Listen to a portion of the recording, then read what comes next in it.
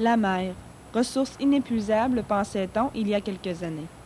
Et voilà que depuis un certain temps, les prises de morue ont dû être interdites dans les secteurs auparavant si riches.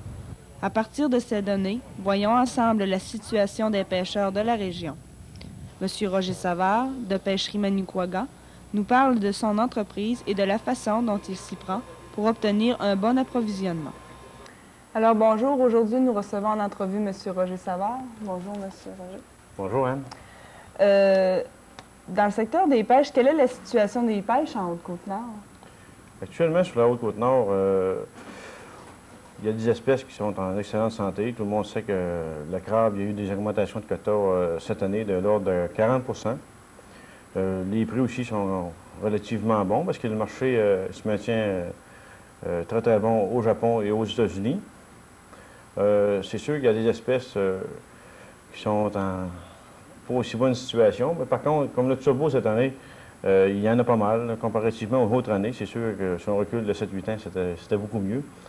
Mais par contre, on ne connaît pas les tacons que vit actuellement la Gaspésie dans Morue. Les usines qu'on a ici sur la Haute-Côte-Nord, ce n'est pas des usines à poisson de fond comme telles. Ça fait qu'on peut dire que la situation est bonne actuellement. Est-ce que l'avenir est inquiétant pour certains types de pêche? Nous autres, sur la Haute-Côte-Nord, puis je dirais sur l'ensemble de la Côte-Nord, étant donné qu'on traite principalement du crabe, de la pétanque, même la crevette, certains mollusques, l'ami, etc., la situation n'est pas inquiétante. À cause que les usines, si on est une dizaine sur la Côte-Nord dans l'ensemble, les espèces, on a assez pour février ces usines-là, actuellement. OK. Dans l'ensemble de vos entreprises, quels sont les produits que vous transformez? Bon, pour l'usine de Les Escoumins, chacun sait qu'on a eu nos permis cette année. On transforme le turbo. On devrait transformer environ 200 000 livres de turbo cette année. Après ça, on va transformer 300 000 400 000 livres de mie. C'est de la clams. Ensuite, une coupe de 100 000 livres de bourgeot. On devrait commencer aussi, peut-être au début de juillet, la maille de Simpson. C'est une nouvelle espèce, c'est une espèce sous-exploitée, si on veut. Puis ça va être transformé pour le marché du Japon. OK. Est-ce que la nouvelle loi sur la cueillette des mollusques peut nuire à l'industrie? Actuellement, elle nuit. Là. Chacun sait que l'an passé, il y avait environ 250 à 300 cueilleurs de mie sur la Côte-Nord. Cette année, ça a diminué peut-être au tiers. Le problème, c'est que Emploi Immigration Canada ont étiqueté les cueilleurs de clames pêcheurs, au même titre qu'un pêcheur qui va en mer avec un bateau. Puis la réglementation fédérale prévoit que si vous êtes pêcheur, vous n'êtes pas admissible aux prestations d'assurance chômage avant le 1er octobre. Ça fait que les cueilleurs, tout le monde sait que dans le mois de juin, juillet et août, souvent les bains sont fermés. Ça fait que ces gens-là ne pourront pas retirer de prestations d'assurance chômage. Fait que c'est une situation qui s'adapte très, très mal à ce type d'activité. C'est pour ça que dans les prochains mois, l'an prochain, on va essayer de résoudre le problème. C'est pas facile, mais il y a du monde qui travaille là-dessus actuellement. Pensez-vous à d'autres développements pour votre entreprise, tels que l'aquaculture ou d'autres produits? Au mois d'août, on devrait agrandir l'usine de Les Escoumins ici. On va installer des viviers pour le dessablage de la mie, le traitement à l'ultraviolette. On va installer différents équipements pour faire des expériences. On va avoir un laboratoire puis, pour développer justement avec les espèces sous-exploitées pour le futur. Là. Ça va engendrer d'autres emplois? Puis... Oui, ça devrait engendrer encore un 4-5 emplois supplémentaires. OK. Combien d'employés travaillent pour votre entreprise actuellement? Actuellement, à l'usine de Les Escoumins, on devrait avoir en moyenne environ 45 emplois directs en usine avec la poissonnerie de détail. Ensuite, à l'usine de Rivière-Pont-Neuf, où on fait la transformation du crabe, on a environ 60-65 employés. Après ça, l'atelier de conditionnement de produits marins qu'on a à Bécamo, avec la flotte de camions de transport, on a environ 25 employés. OK. Puis ça comprend ceux qui travaillent en mer, là, les pêcheurs en mer? Non, ça exclut les pêcheurs. Ça exclut les cueilleurs de clames aussi. OK. Quel est le marché pour vos produits? Bien, on pourrait dire que chaque produit a un marché différent. Prenons le crabe. Le crabe, cette année, on devrait transformer environ 1 400 000 livres de crabe brut. 70 de la production va être exportée au Japon. 30 de la production va être exportée aux États-Unis, puis un petit peu au Québec là-dessus. Si on prend d'autres espèces comme l'ami, l'ami est principalement vendu complètement sur la côte est des États-Unis. Il y a un marché dans ce coin-là. La maille des Simpson, elle, va aller au Japon. Le bourgo va à 80 disons, au Japon, 20 au Québec. Fait que chaque espèce a son propre marché. Bon, alors, on sait que l'usine de Discouma a été achetée en 91, mais pourquoi qu'on a eu les permis seulement qu'en 94? Disons qu'on a eu beaucoup de difficultés à faire remettre un permis pour l'usine de l'Isère-Coumer, parce qu'en 91-92, même on pourrait dire à partir de 90, le gouvernement du Québec a décidé d'émettre une politique de rationalisation dans le secteur des pêches. Il y avait une surcapacité de production par rapport aux prises qu'il peut y avoir en mer, si on veut. Il y avait trop d'usines. Ça fait que pour émettre un permis d'usine, c'était pratiquement impossible. Il n'y a eu aucun permis d'usine émis au Québec pour les produits, les espèces existantes depuis 90. C'est la seule aux Escoumins qu'on a eu un permis. Puis pour avoir ce permis-là, nous autres, il a fallu acheter l'usine de M. Benoît Tremblay à Rivière-Pont-Neuf, puis de faire scinder le permis en deux, de sorte que tous les mollusques, puis le poisson de fond est traité à l'usine de l'Isère-Coumer, puis le crabe est traité à l'usine de Pont-Neuf. Ça a quand même l'avantage d'assurer une viabilité pour chacune des usines à long terme. Comprenez-vous, anciennement, c'était des usines qui se battaient pour la même ressource. Souvent, bien, ça amène des problèmes au niveau de la rentabilité. Fait que là, aujourd'hui, on peut dire que chaque usine a sa propre vocation.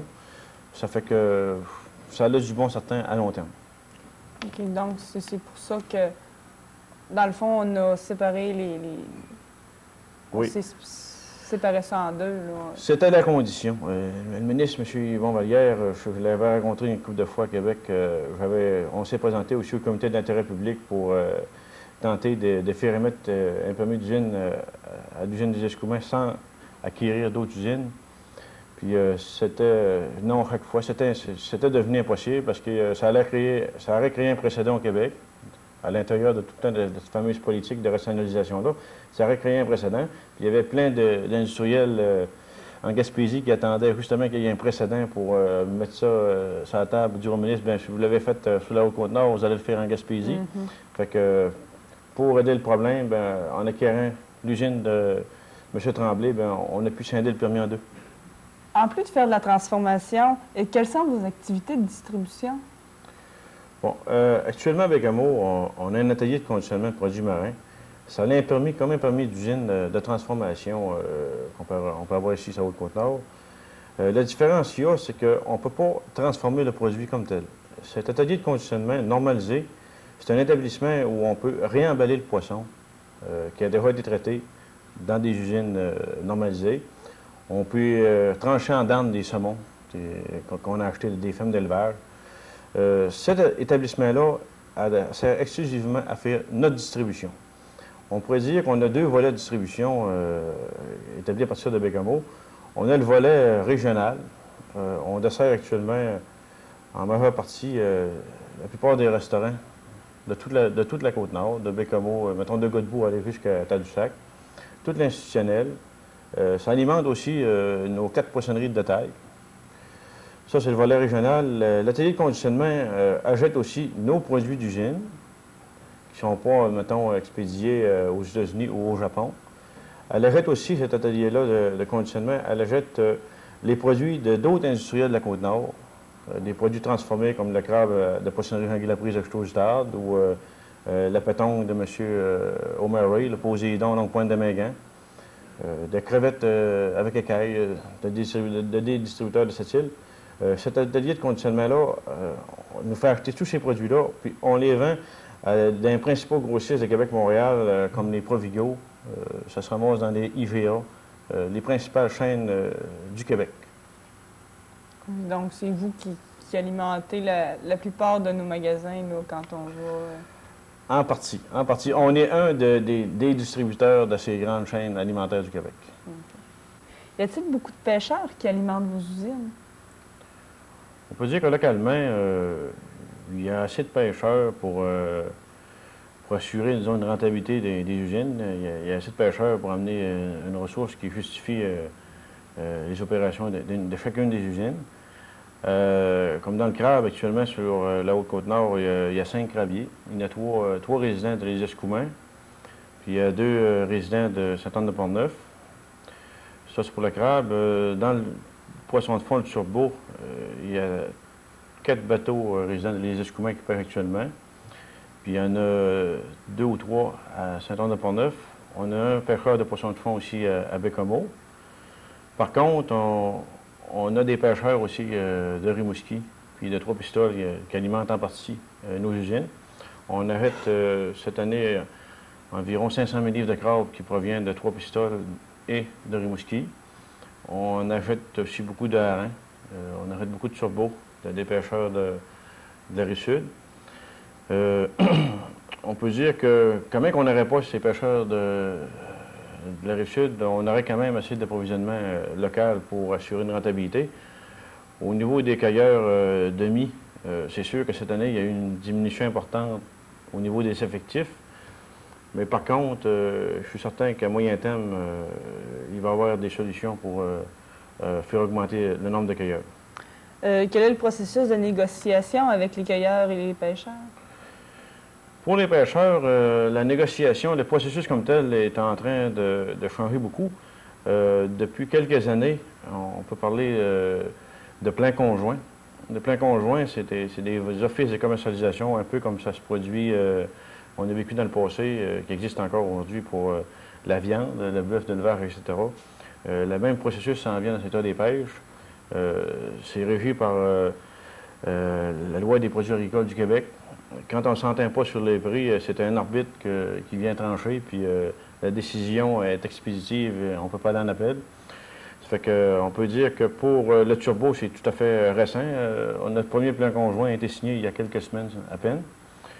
Pour le crabe, dans notre secteur, actuellement, le plan conjoint n'est pas en vigueur, mais par contre, il l'est à Sept-Îles, il l'est sur toute la Basse-Côte-Nord.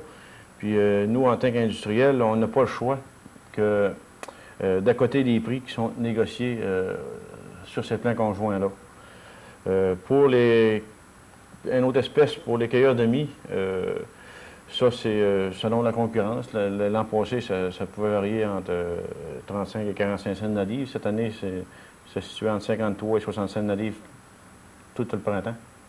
Comme nous l'avons entendu, les ressources de la mer passent de l'abondance dans le domaine des crustacés et mollusques à une rareté qui met en péril le travail des pêcheurs de fond. Enfin, Pêcherie Manicouagan installera des bassins de décontamination des mollusques afin d'améliorer sa production. Malgré tout, le secteur des pêches pourra-t-il se développer en exploitant d'autres ressources de la mer négligées jusqu'ici? Les futures années nous le diront.